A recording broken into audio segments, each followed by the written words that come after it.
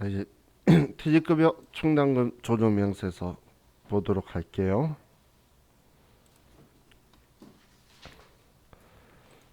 자, 퇴직급여 충당금 조정 명세서는 일단 좀 비현실적인 이야기지만 우리가 퇴직급여 지급 대상 되는 임직원의 급여의 5%가 한도로 잡히는 걸 계산하기 위해서 여기를 1번 네오박스 1번을 작성하는 거예요.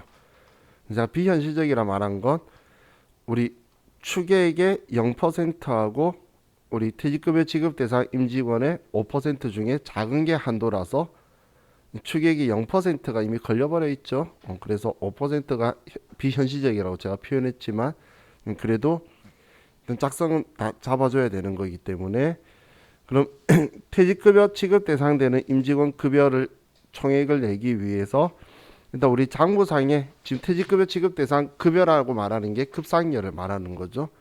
그러면 급상여를 다 불러오고 근데 여기에서 퇴직급여 지급 대상 급여니까 퇴직금 한도 이야기하는 거잖아요. 그러면 우리가 임원에 대해서 상여금 한도 초과가 난 거에 대해서는 우리 퇴직금을 설정하면 안 되겠죠.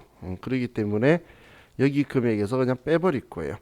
사실 여기에서 적어서 빼도 되는데 근데 시험에서는 아예 뺀 값을 주고 있으니까 우리 연습할 때 그냥 뺀 걸로 계속 했었는데 그럼 여기서 빼는 것만 생각하시면 안 되고 우리는 상여금이란 계정 과목도 비용 계정 과목이죠.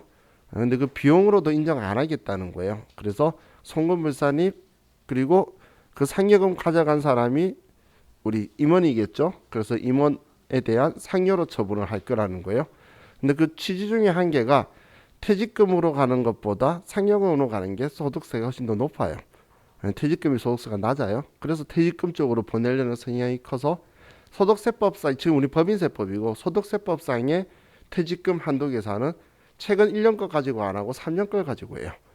왜냐면 마지막 해 그 급여를 높여가지고 빵튀기 하는 경우가 있어서 소득세법이 그래 하고 싶으면 해봐 3년간 이렇게 바꿔버린 거예요. 그러니까 한도 계산이 이제 좀 힘들게 됐죠. 그런 식으로 바꾼 거예요. 그럼 자 여기 퇴직급여 지급 대상이 아닌 임직원 급여에서는 올해 그만둔 사람은 이제 산정할 필요가 없잖아. 그만두기 전까지 급여하고 지금 확정 기여형은 이제 우리의 관련 사항이 아니에요.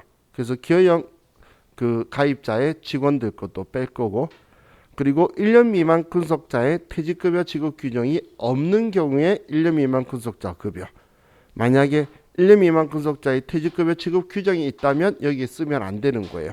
그래서 한글로 적혀 있는 걸 정확하게 체크를 하시고 그래서 여기에 지급 대상의 임직원에 대한 급여를 쓸 거예요. 자 그럼 얘는 사실 블로기에서 써도 돼요.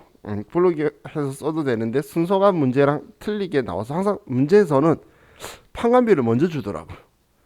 근데 컴퓨터는 무조건 번호 순대로 하니까 임금이 위에 있는 거예요. 근데 그게 안 헷갈리시는 분은 그래도 항상 저는 확인은 하죠. 모든 문제 풀 때마다 금액이 일치하다는 거 보는 이유가 틀린 경우를 옛날에는 많이 겪었었기 때문에. 그런데 지금 현재는 거의 다 맞더라고.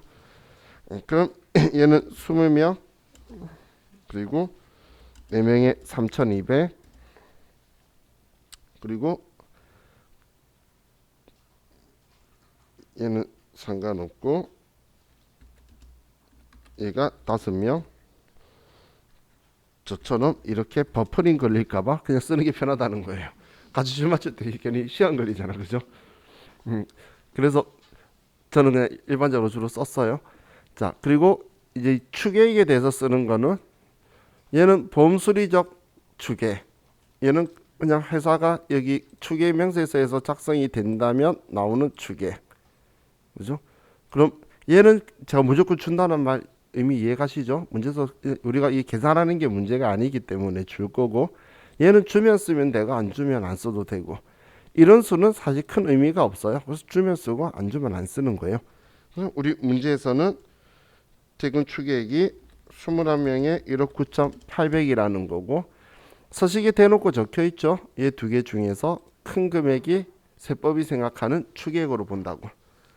자, 그럼 여기에서 이제 아래에 자, 이 두 번째 네모박스는 회계장부에 적혀 있는 기초잔액, 지급액, 회사 계상액을 쓰는 거예요.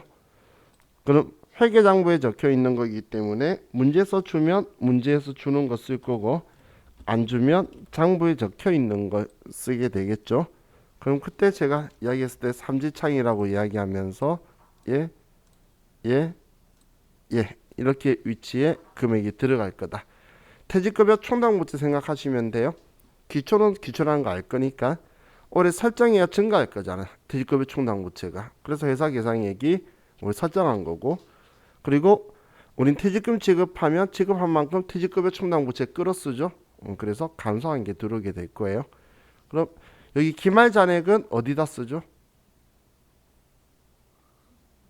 그렇죠. 여기서 쓰는 거 아니죠. 그래서 이 정보 괜히 주고 있고 다른 거 안 주면 장부 조회하시지 이거 쓰려고 하시면 안 돼요.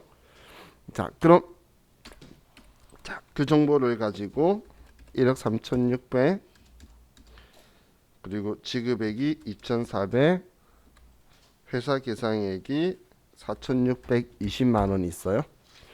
그럼 얘는 회계 장부상이기 때문에 이 장부상의 내역에는 세법에서 과거에 설정할 때에 부인했던 내역도 들어가 있을 수 있겠죠. 그렇기 때문에 기초에는 충당금 우리 부인 누계액이 들어가 있다라고 하면 그런가 보내라고 생각하셔야 되지 어떻게 빼야 되나라고 생각하지 말라는 이야기예요. 자, 그럼 여기 충당금 부인 누계액이 5,800만 원이다라고 적혀 있네요. 자, 그럼 우리는 이 5,800만 원이 부인된 건데 이걸 다른 말로 뒤집어서 이야기를 하면 자, 1억 3,600 중에서 제가 방금 얘를 지웠는데 5,800이 부인액이면 이걸 뺀 나머지 7,800이 신액이란 이야기예요. 그러면 7,800만 원까지는 과거에 인정했던 것부터 오는데 퇴직급여 충당부채 중에서 퇴직연금 운용자산이랑 같이 엮여 있는 건 당연히 엮여 있었던 거랑 같이 가야 되는데 그게 아니면 우리가 회계 때처럼 그냥 무작위로 끌고 오는 거지 누구의 퇴직급여 충당부채다라고 지정해 두고 있는 게 아니죠. 그래서 신했던 것부터 끌어 쓰는 거예요. 그래서 여기에서 7천만 원까지는 문제 없어요. 그럼 7천만 원 하고 나면 신하는 게 800 남았다고 뜨죠. 근데 만약에 8천만 원을 지급을 하면 이제 부인했던 5,800 중에서 200만 원은 취해야 되는 상황이다라고 뜨는 거예요. 그래서 여기에 마이너스 뜬 걸 체크를 하시면 좋고, 근데 내가 만약에 체크 못해도 조정 등록 갔는데 오른쪽에 안 보던 애가 보이면 아 그거 취해라는 거구나 이렇게 생각하셔서 얘 보면 퇴직급여 충당부채에 대해서 우리가 한도 적어놨던 거 지금 취하는 애가 여기 나오는구나 라고 생각하시면 돼요. 지금 얘는 여기 마이너스 떴을 때만 뜨는 거예요. 그럼 우리 그거 체크할 수 있겠죠. 자, 그럼 지금 같은 경우는 2,400만 원만 했기 때문에 얘가 아직 5,400이나 신했던 게 과거에 옛날에는 설정하는 것 다 인정할 때부터 내려왔잖아. 그래서 신하는 게 많이 남아 있는 거예요. 그리고 퇴직 전환금은 지금 현재는 좀 나오기가 적절하지가 않죠. 그런데 만약 있다라고 하면 제가 전환이라고 쳐봐라 그랬죠. 그러면 얘는 옛날 제도이기 때문에 지금 현재는 잔액이 남아 있을 수는 있지 설정할 일은 없을 거예요. 그럼 532만 원만큼 있다라고 쓰면 그럼 이번에는 뭐 한도가 여기서 0이기 때문에 둘이 비교해봐야 얘 둘이 비교해봐야 0이에요. 그래서 4,620만 원만큼 퇴직급여 충당금 충당부채 한도 초과가 전액 다 나오고 이걸 우리가 단기 부인액이라고 표현할 수 있겠죠. 그래서 기초 부인액에다가 단기 부인액 더하면 기말 부인 누계액이 되게 될 거예요. 그럼 이 앞에 만약에 지급액이 신액보다 커서 취인하게 되면 그만큼 단기말 부인 누계액은 줄어들게 되겠죠. 이게 이 다음 서식에서 우리 기말 부인 누계액 쓸 때에 참고처럼 쓰던 거였어요.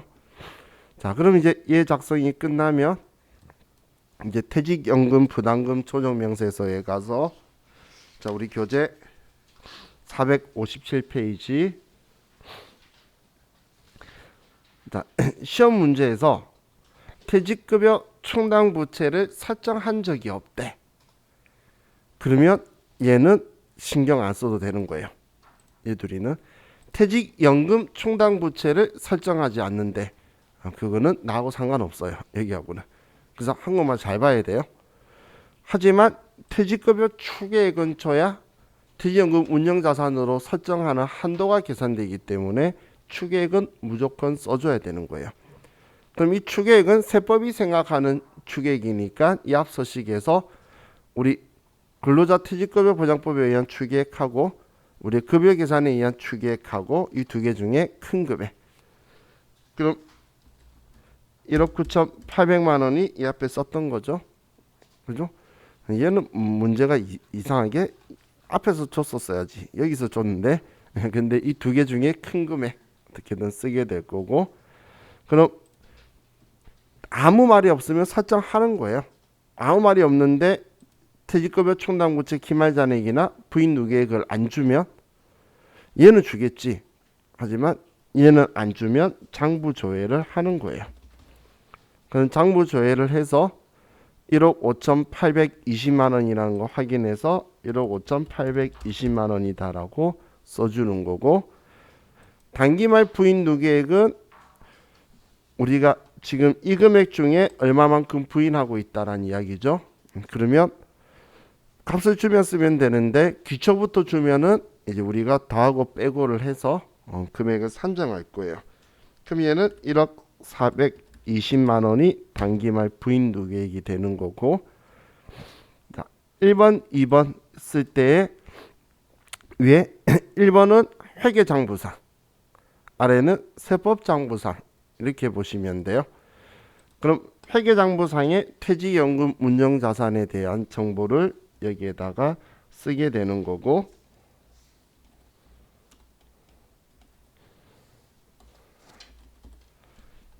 그럼 얘는 회계장부에서 쓰는 거니까 기초, 증가가 납입, 감소가 해약이에요. 근데 지금 이 서식을 쓰면서 우리가 하는 작업이 퇴직연금 운영자산은 우리가 자산으로 처리하거나 부채 차감 계정 처리하는 거지 비용으로 처리한 계정이 아니죠. 얘는 회계상 분류는 투자자산으로 분류되어 있는 애예요. 그럼 얘는 비용 처리가 안 돼 있는데 비용 처리를 해주려고 하는 거죠. 그렇기 때문에 차감 조정에 유보가 발생하는 거라는 거예요. 그래서 우리 자적을표에는 얘는 부호가 마이너스로 움직이는 애죠. 왜냐면 발생할 때 차감 조정으로 발생해서 추인할 때 가산 조정으로 가서 유보 감소로 추인되는 애예요. 그럼 자, 얘 위치만큼 썼지만 당연히 누가 생각해도 우린 신고 조정으로 송금 산입하는 게 세부담이 유리해요. 하지만 과거에 전략적으로 안 했을 수도 있겠죠. 우리 감가상각 의제처럼 꼭 맥시멈만큼 집어넣어야 되는 그런 상황이 없어요. 이거. 그렇기 때문에 우리가 조절을 할 수도 있어요. 조절 이거는. 그렇다고 해서 잘못했다고 강제 신고 조정 사항이나 그런 거는 없기 때문에 그래서 장부상에 이게 적혀 있다고 해서 세법에 송금 산입한 금액이 전액이다 얘 둘이가 일치하다고는 100% 신뢰를 하지 마세요. 틀리게 일부러 낸 적도 있어요. 틀리게 내면 두 번 틀리는 이유가 얘 값도 틀리는데 조정이 또 틀리게 나오기 때문에 이중으로 틀리게 돼요. 그래서 글자를 꼭 송금 산입한 거는 다른 글자 말고 이 글자 보라 그랬죠. 이 글자 위에 있는 글자 말고 정기말 신고 조정에서 송금 산입한 금액이 얼마이다. 혹은 자적을표에 정기말 자적을표에 마이너스로 얼마 기말 남아있다. 이런 것들을 보는 거예요. 자, 그럼 1850 1000만원 지급액이 500이네. 500 납부액이 1000만원. 자, 그럼 지금 14번은 우리 457페이지에는 아래 주자 그 글자를 보고 1850만 원이라고 써서 1000만 원 송금 산입하는 거지. 만약에 신고 조정으로 1000만 원만 했다면 지금 이번엔 거꾸로 우리가 송금 산입할 게 1850만 원 되겠죠. 그렇기 때문에 이 금액에 따라서 한도가 달라진다는 이야기예요. 자, 그리고 얘는 지금처럼 이렇게 납부할 때 송금 산입을 했기 때문에 해약할 때의 회계 처리를 비용 처리하면 또 인정하는 거잖아요. 그래서 송금 불산입이라고 처리를 하는 거예요. 그럼 자, 우리가 납부한 거에 대해서는 1,000만 원 유보 발생, 그리고 해약한 것 가지고는 우리는 유보 감소라고 처리하면 우리 컴퓨터가 얘 같은 건 줄 이 컴퓨터는 알기 때문에 같은 라인에 써줄 거예요. 자, 그럼 여기에서 한 가지만 생각을 할게. 퇴직연금 운영자산을 줄인 만큼 퇴직급여 충당부채가 같이 물려 있는 경우에는 납부할 때에 퇴직급여 충당부채는 부인했고 퇴직연금 운영자산 납부한 거는 또 송금 산입했을 거거든. 그럼 결론적으로는 우리는 이익의 차이는 안 나도록 조정했는데 회계장부에는 퇴직급여라는 비용 계정 과목이 등장을 하죠. 그럼 그때 비용 처리한 걸로 끝난 거예요. 그러면 이번에 실제 퇴사가 발생해서 나가게 되면 우리 부인액 추인하는 만큼 얘도 송금 산입해 줘야 되고, 그럼 해약하는 만큼도 당연히 이제 송금 불산입으로 유보 감소 방금 이 조정이 같이 들어와야 되겠죠. 지금 퇴직연금 충당, 퇴직급여 충당부채에 이제 추인해 주는 거 하고 실제 퇴사가 발생해서, 그리고 얘 해약하기 때문에 줄어드는 거하고 두 조정이 같이 들어와야 된다라고 생각을 하셔야 돼요. 그러면 그렇죠. 우리 전에 풀었던 문제도 이렇게 표현했잖아요. 전액 퇴직급여 충당부채로 설정했다.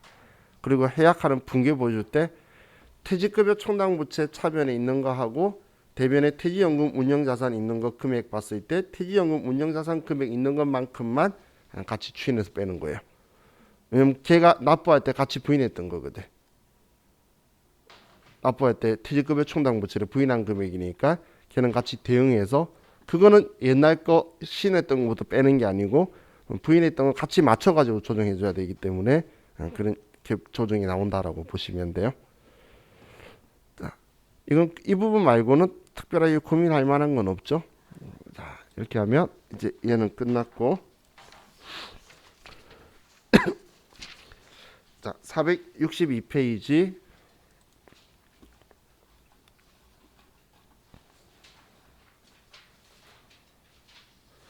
462페이지 대손 충당금 및 대손금 조정 명세서로 가서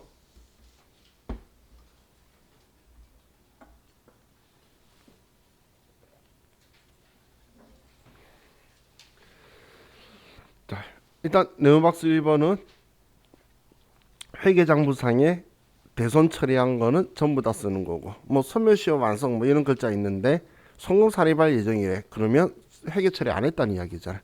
그러면 여기에 쓰지 말고, 그리고 여기 금액이라고 적혀 있는 것도 회계 처리한 금액인 거예요.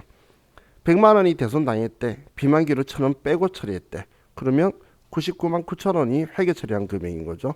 그러면 전부 다 신해주면 되는 거예요. 근데 100만 원인데 우리는 100만 원을 다 처리했고 그게 부도였다면 이제 부인에게 1,000원을 남겨놓고 신할 거란 이야기죠.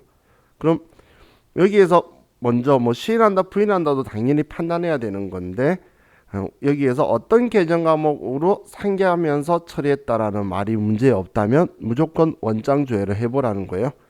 그럼 없는 문제는 지금까지 100이면 100 두 개 섞어 쓴 게 한 개 이상 있었어요.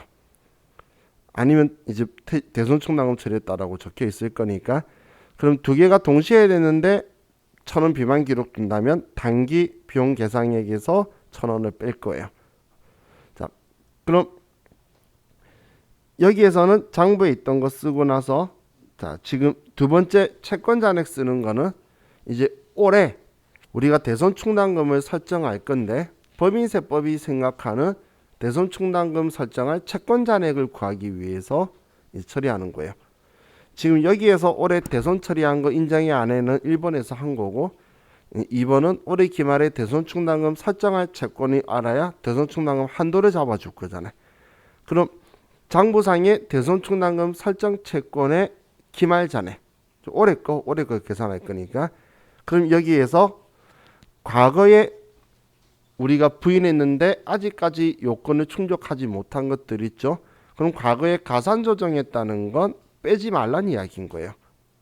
옛날에 과거에 송금물산입으로 처리했던 가산 조정했던 거는 빼지 말라는 거니까 플러스로 쓸 거고, 과거에 차감 조정했다는 건 빼라는 건데 아직 차이가 해결이 안 됐으니까 마이너스로 쓸 거라는 거예요. 그럼 과거에 있었던 게 요건을 충족해서 이제 우리가 없앴거나 우리가 해결 처리해서 없애야 되면 여기에는 그럼 이제 차이가 발생을 안 하겠죠. 채권 잔액은. 그럼 그거는 우리가 올해 해결됐기 때문에 추인하는 조정이 발생할 거라는 거예요. 그래서 세무 조정 아니면 과거에 뭐가 있었는데 그거에 대해서 정보가 나오면 여기에 쓰거나 아니면 안 쓰고 세무 조정하거나 둘 중 하나는 발생할 거란 이야기예요. 그럼 단기 거에서도 올해 여기에서 부인한 거랑 이 둘이 부인한 거랑 그리고 세법이 대손당했다고 생각하고 있는 강제신고 조정상 소멸시 완성 있죠. 그건 지금 위에서 처리 안 했잖아. 그렇기 때문에 여기에서 채권 잔액을 줄여라고 뺄 거고, 그럼 충당금 설정 제외 채권에서는 적혀있는 할인, 배서, 특수관계자에 대한 채권, 외상매입금하고 상기하기로 한 외상매출금, 그리고 우리 대손세액 공제받은 우리 매출세, 그냥 매출세액은 상관없는데 대손세액 공제받은 거는 못 받는 거 아니죠. 그런 거는 여기에 적어서 채권 잔액을 줄인다는 거예요. 그럼 이 채권 잔액이 여기에 들어오게 될 건데, 그럼 우리는 대손 또 실적률에 대한 언급이 없으면 대손 실적률도 계산을 해야 되겠죠. 일단 문제에서 기초 채권 잔액을 주면 계산하라는 건가? 라고 생각하면 돼요. 기말은 여기다 쓸 건데 기초는 쓸 때가 그거 말고는 별로 없죠. 설마 이 두 개 헷갈려라고 그렇게 줄 정도의 그런 출제위원 아저씨들은 아니에요. 그래서 그럼 우리는 올해 기초와 정기말이잖아. 근데 그건 회계장부상 거 줄 거니까 그럼 세법상의 채권 잔액으로 하기 위해서는 여기 정기에 적혀 있는 애가 함께 가감이 되겠죠. 세법이 생각하는 거니까. 전년도에 넘어온 게 있었다면 그거에 대해서는 아직 부인된 거였었으니까 가감을 하게 될 거예요. 근데 제가 사실 단순하게 이쪽을 이야기했지만 올해 해결이 되어서 없앴다면 여기에는 안 쓰지만 더하기도 될 거예요. 정기 말까지는 부인돼 있었잖아요. 그죠? 기초가 정기 말 것까지죠. 그럼 부인된 금액만큼 채권 잔액은 분모에 높여줘야 되는 거고, 단기에 발생한 거는 여기 시인한 거 있잖아. 여기 시인한 금액에다가 강제신고 조정 사항이 있다면 그걸 더해주면 되는 거예요. 그게 세법이 생각해서 지금 여기 처리 안 했으니까 강제신고 조정했을 거니까 그 금액의 합들이 우리 이제 대손실적률을 계산하는데 꼭 곱하기 100 하세요. 곱하기 100 안 하면 당연히 1%보다 낮아요. 그럴 수밖에 없겠죠. 그래서 1%보다 크면 실적률 아니면 기본률. 그럼 장부상 충당금 기초잔액은 가급적이면 문제를 최대한 활용을 하세요. 왜냐하면 잔액 조회를 가지고 볼 때는 우리가 범위를 넓게 잡아야 될 수도 있고, 왜냐하면 미수금에 대해서 잡을 수도 있는 거고 단기 대응금 잡을 수도 있는 거니까 외상매출금 받으러만 잡을 거라고 생각을 하지 말라는 거예요. 우리 시험 때 보면 우리 충당금 설정 채권의 범위가 넓게 나올 때도 있으니까, 그럼 우리 T 계정 보여줄 때는 이 계정하고 번호 상관없이 그냥 충당금을 해서 합쳐서 주니까 그게 오히려 더 편하죠. 그럼 여기에서 쓰는 거는 기초잔액하고 올해 설정한 증가만 필요한 거예요. 감소하고 기말은 필요가 없는 정보예요. 그래서 T 계정 줬을 때 제가 한쪽면만 보면서 여기만 필요하네 하면서 그쪽만 보는 게, 반대쪽은 여기 쓸모없어요. 그럼 기초에 대한 게 여기 장부상 기초잔액에 갈 거고, 그리고 단기 증가한 만큼 단기 계상에 우리 대변 아래 있는 위치에 있는 얘가 여기에 들어오게 될 거예요. 그럼 우리는 충당금 장부잔액 적혀 있는 건 기초잔액에 단기 대손금 상계에 처리한 거 빼면 나머지 남아 있는 거겠죠.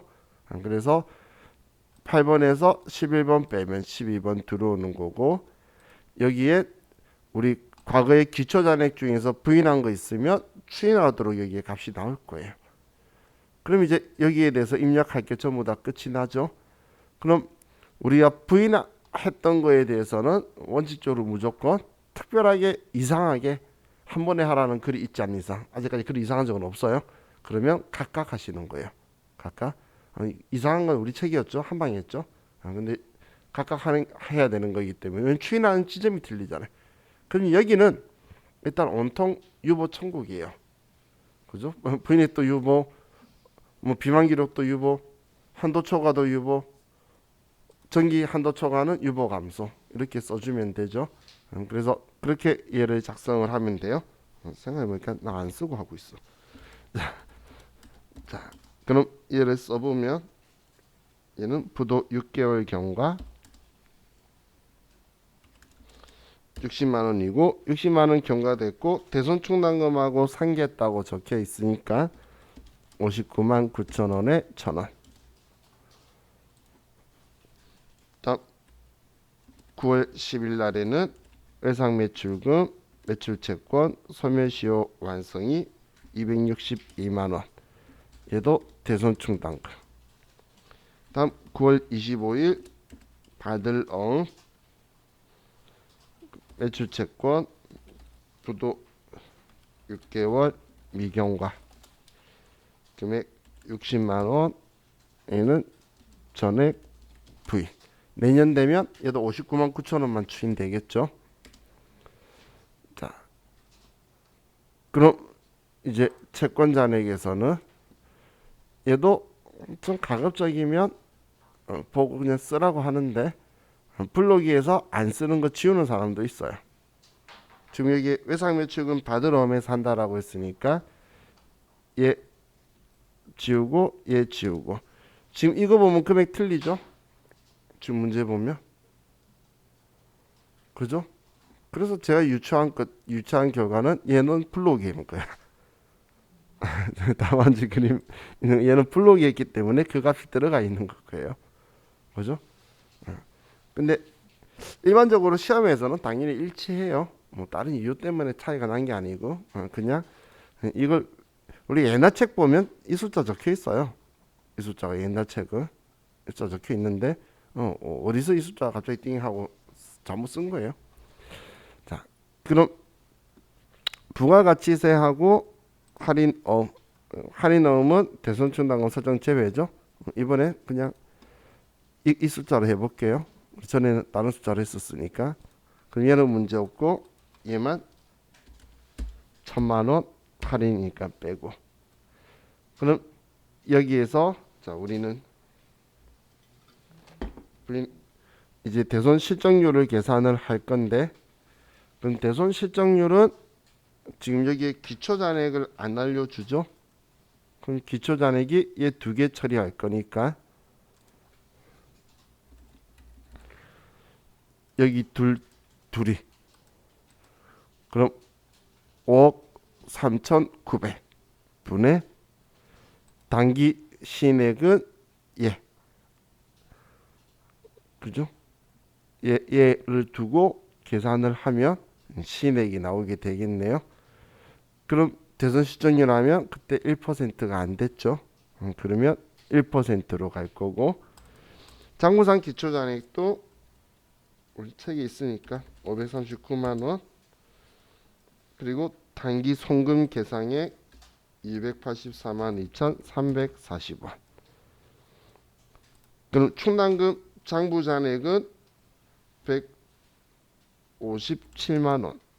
이건 여기에서 얘를 뺀 거고, 그리고 부인액은 230만 원이다. 어느 걸 먼저 쓰든 상관은 없죠.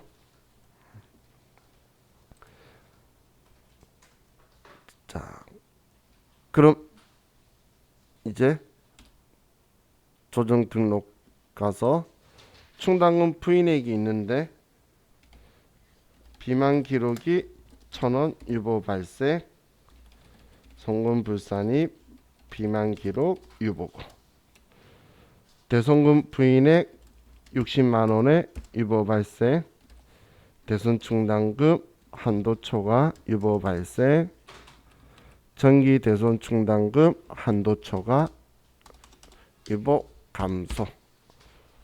이렇게 하면 되죠. 우리가 여기까지가 계속 유보만 볼 때였어요. 얘 빼고 그리고 얘 빼고 전부 다 유보잖아. 그죠? 우리 이제 한참 유보 보다가 이제 접대비로 넘어갔죠. 자, 그럼 469페이지에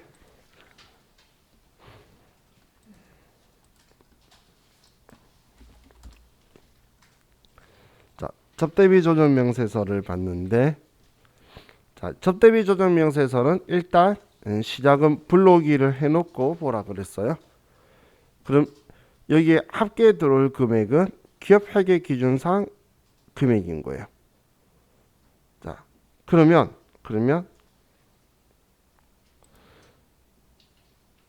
자, 수익금액 조정 명세서가 있는데 이 금액 중에 어떤 금액 써야 될까요?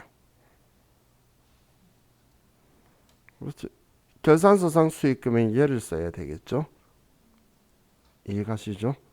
기업회계 기준상 수익금액 가지고 한다 했잖아. 그런데 우리가 앞에 제가 한 것처럼 상품 매출에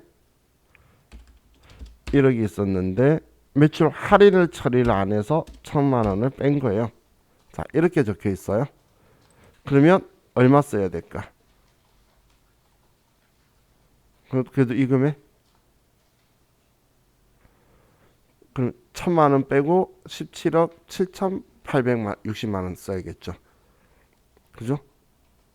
왜냐하면 회계 기준도 원래 매출액에서 차감하는 계정으로 쓰잖아. 어떤 말인지 이해 가시죠? 매출액에서 원래 차감하는 계정으로 쓰는 건데 지금 세법에서만 줄였지 얘는 안 줄인 거잖아. 이해 가셨나요? 지금은 얘가 이렇게 예쁘게 돼 있는데 전에 예를 들면 전에 이런 식으로 적혀 있었어요. 딴 거 차이 없이 이렇게만 그림 있었어요. 그럼 사람들 전부 다 이걸 선택하더라고. 근데 차이가 아래 매출 할인에 대해서 조정이라고 적어놨어요.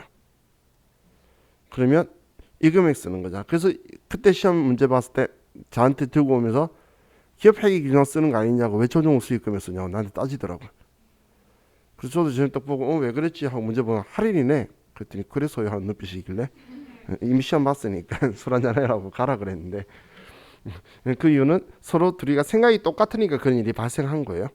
발생한 거 아시겠죠? 그래서 원칙은 당연히 결산상 수익 금액이고 회계 기준상 해야 될 걸 빠뜨린 거에 대한 거는 반영시키는 거다, 이렇게 생각을 해두세요. 근데 지금 제가 이야기하는 건 AT에 더 심하게 등장을 할 조짐이 보여요. AT에서. 자, 그럼 이제 이 접대비에서 자, 우리가 하면 접대비는 회계장부상 금액인데 자, 여기에 장부상에 있는 금액은 크게 의미는 없어요. 근데 제가 수업하면서 그 시험 보신 분들이 이의제기 신청도 하고 막 이런 일들이 좀 많이 있었었는데 뭐 여러 가지 일들이. 근데 그 중에서 황당하게 답변하는 것 중에 하나가 이걸 이야기하는 사람들이 있어요. 단순하게 보면 5번에서 6번 뺀 걸 7번에 써야 된다잖아. 근데 여기에서는 당연히 그게 맞는 이야기예요. 접대비에서는. 근데 다른 계정 과목에서는 의미가 없는 이야기인데 자기들 할 때 답 잘못한 사람이 있어요. 난 그 사람 이름도 알아요. 내가 누가 그랬냐고 그랬더니 제가 통했는데요 그러더라고. 아는 분이었더라고. 근데 일단 그래도 우리가 어리잖아. 그죠? 시험 보는 우리가 갑의 입장이 설 수는 없어요. 그죠? 그렇기 때문에 그냥 가급적이면 얘 빼기 얘로 맞춰주는 게 좋을 것 같아요.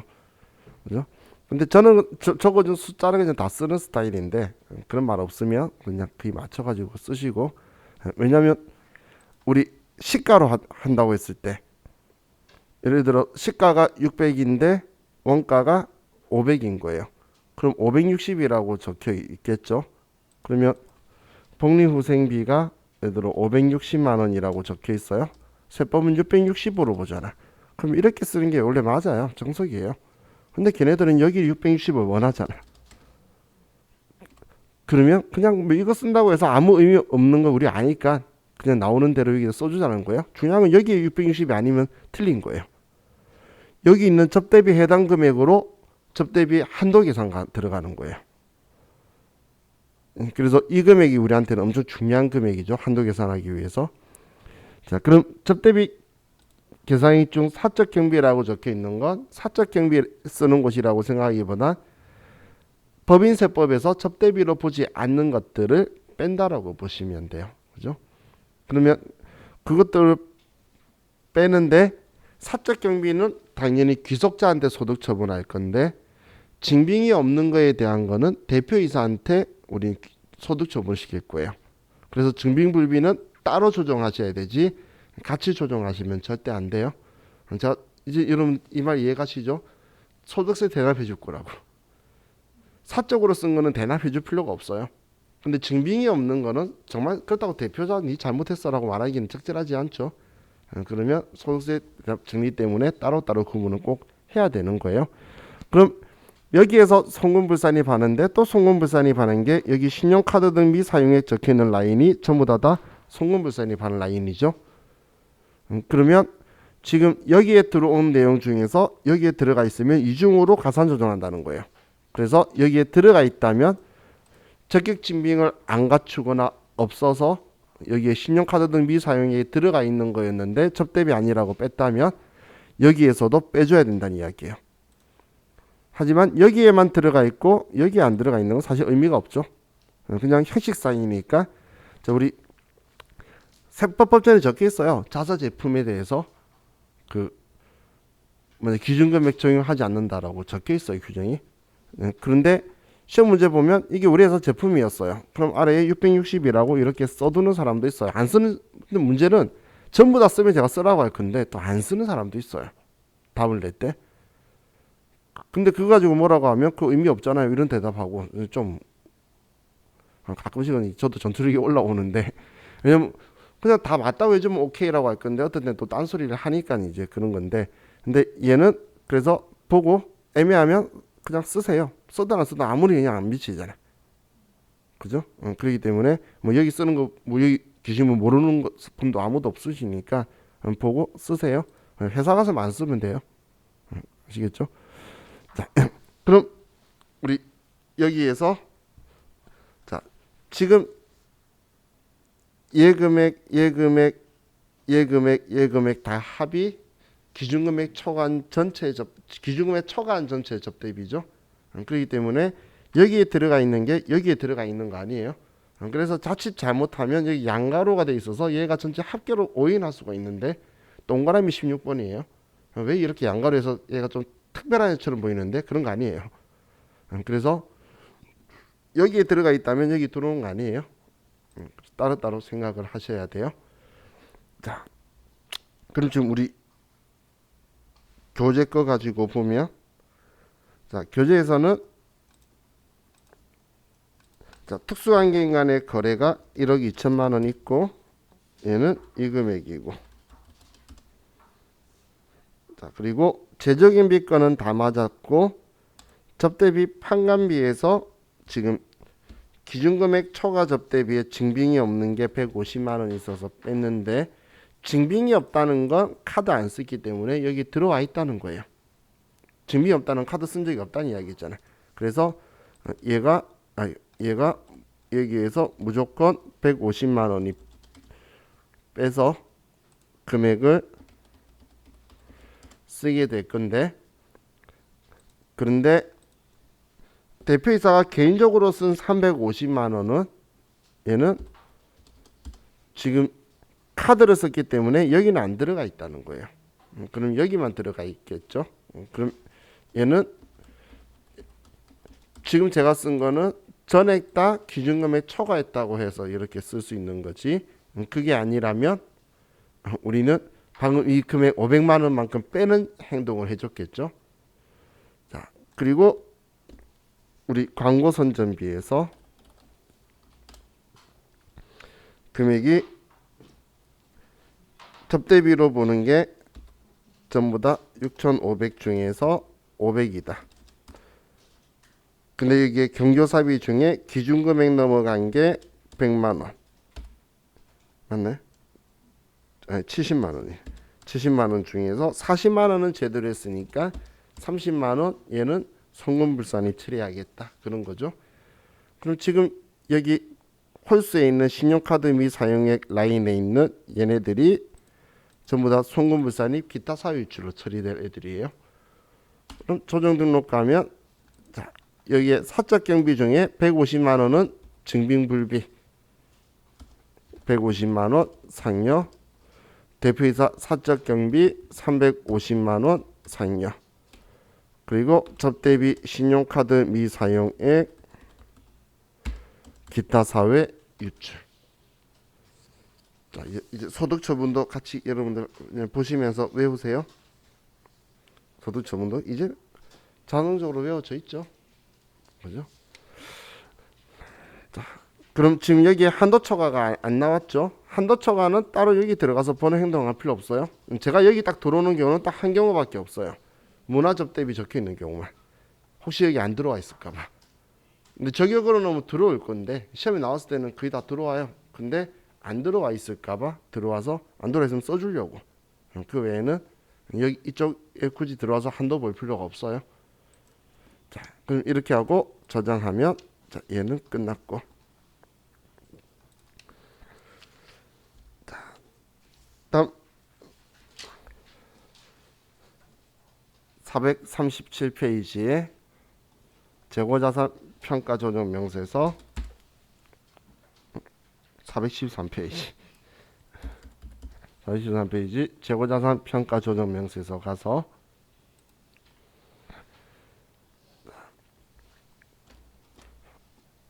먼저 여기는 법인세법이 인지하고 있는 신고 방법의 신고일자. 그럼 우리가 변경 신고를 원한다면 3년도 종료일 3월 이전 안에 해야 되기 때문에 9월 30일까지는 해야 된다라고 했죠. 그럼 9월 30일 이후에 신고했다면 기존 신고 방법을 써야 되고 기존 신고 방법에 신고일을 쓰는 거예요. 근데 이 신고 방법에는 꼭 원가법만 쓰지는 않아요. 저가법을 쓰게 될 건데 쓸 수도 있는데 그럼 저가법에서는 비교 원가법을 선택을 할 거예요. 그럼 여러분이 눈이 좀 더 복잡하게 움직여야 되겠죠. 왜냐하면 저가법의 후익선출법으로 신고했다라고 하면 후익선출법 한 거하고 시가하고 두 개 비교해서 낮은 걸로 평가하겠다고 아래 금액을 써야 되거든. 그죠? 그런데 뭐 저가법의 총평균법에 그놈이 제일 나쁜 놈이겠죠. 근데 그 정도는 안 할 건데 근데 하나는 원가법이고 하나는 저가법 형식으로 해가지고도 나온 적들이 있으니까 비교 원가 그럼 저가법이라고 하면 비교 원가법이 뭐였지라고 찾아서 두 개의 금액을 찾으라는 거예요. 왜냐면 수량 단가 안 주고 금액으로 여러 개 주놓으면 시가까지 적어놓으면 아 그게 이것 때문이구나 생각해서 비교를 하셔야 되겠죠.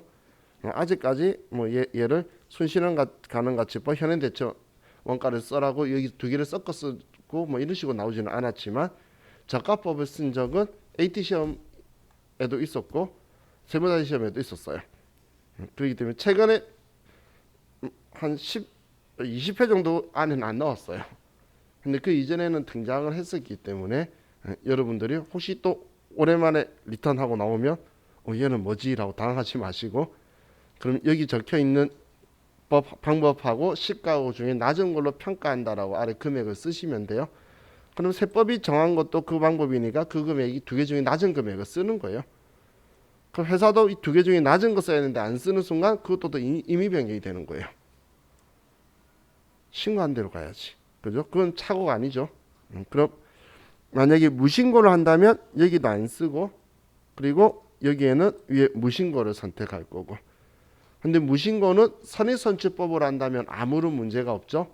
하지만 기록할 때는 세법상 신고한 방법이 없죠. 무신고는. 그래서 우리 장부상 금액을 쓰고 그리고 나서 선입선출법으로 써줄 거예요. 그러면 얘 둘이의 차이가 안 나게 되겠죠. 그러면 얘는 아무 문제 없을 거고 정말 세법상 신고 방법은 진짜 한 대로만 쓴다라고 보시면 돼요. 자 그럼 자 우리 책에서는 2017년 3월 31일 거를 11월 2일 날 해서 늦은 거죠. 그래서 2017년 3월 31일 날 이때는 총평균법이었죠. 그런데 우리 회사는 평가 방법이 후입선출법이다. 그래서 임의 변경이 되는 거고, 반제품은 무신고했었는데 후입선출법을 쓴 거고, 원재료는 2017년 3월 31일 날 총평균법 이렇게 처리를 했죠. 자, 그럼 신고 방법과 평가 방법이 동일하면 그러면 우리는 임의 변경으로 보지는 않을 거예요. 하지만 착오로 한다고 해서 임의 변경으로 보지 않을 거란 이야기예요.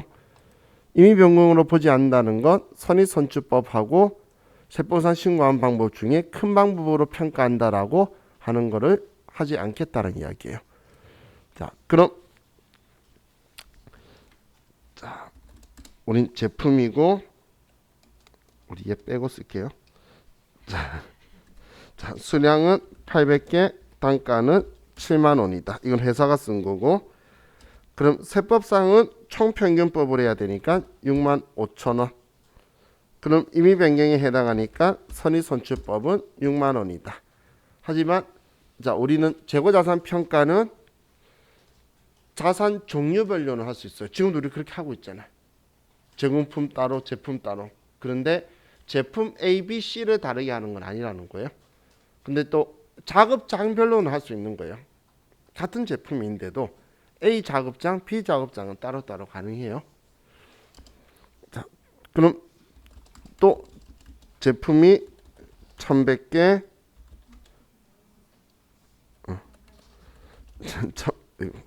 1100개 개당 6만원, 총평균법은 6만 2천원, 선입선출법은 6만 5천원, 다음 900개 4만원, 4만 4천원, 5만원. 그러면 1050만원 차이가 나죠. 자, 그럼 이 1050만원만큼 올려라는 거예요? 내려라는 거예요? 높이라는 거죠. 그럼 재고자산을 높인 만큼 이익이 늘어날 거니까 가산조정이잖아. 그럼 표현할 때는 재고자산 평가증이에요? 평가감이에요? 평가감이죠. 기억하셔야 돼요. 나중에 이제 평가증, 평가감 아무거나 땡 적어 놓을 거예요. 그냥 글로 플러스 마이너스도 없이. 그럼 여러분들이 그 표현으로 인지를 하실 수 있어야 돼요. 자, 됐고, 다음 169번 제공품은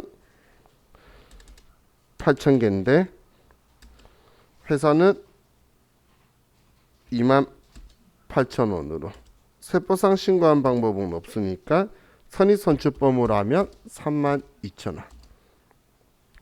다음 원재료는 7,000개 19,000원 19,000원 일치하고 문제없고, 다음 또 원재료가 5,000개 8,800원 9,000원 틀려서, 그런데 아래 봤더니 이거는 착오에 의한 거래. 그러면 여기 안 쓰지 말란 이야기죠. 착오에 의한 거면 선입선출법 써서 비교 안 할 거란 이야기예요. 자, 그럼 이제 되었으니까 이거에 대해서 조정 등록 가서, 그럼 제품에 대해서 평가감 1,050만 원이 나왔고, 그리고 제공품 평가감은 3,200만 원. 유보 발생.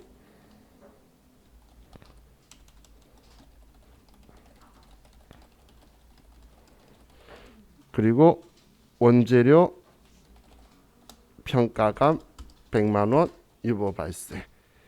그리고 이 재고 자산에 대해서 사람들이 하도 딴지를 걸까, 원래 자동 추인이었는데 딴지를 걸까봐 다 팔았다고 보시면 나오잖아요. 추인하라고. 그죠? 그러면 지금 우리 문제에서도 제품 중에 전기 제품 평가가, 그럼 차감 조정에 있을 때 차감 조정에 단기 거면 평가 증인 거고 전기 거면 평가감이었다고 보시면 돼요. 같이 둘 다 차감 조정에 있는데 평가감이면 추인하고 있는 거고 평가증이면 발생하고 있는 걸 거예요. 그렇게 생각할 수 있겠죠. 금액은 300만 원. 어이구, 평가증이 있었어. 평가가 얘가 들어와 있어야 되죠. 자, 이렇게 하면 우리 재고 자산에 대해서 봤고 이제 쉬었다가 또 부수 연결해서 보도록 할게요. 쉬었다 합시다.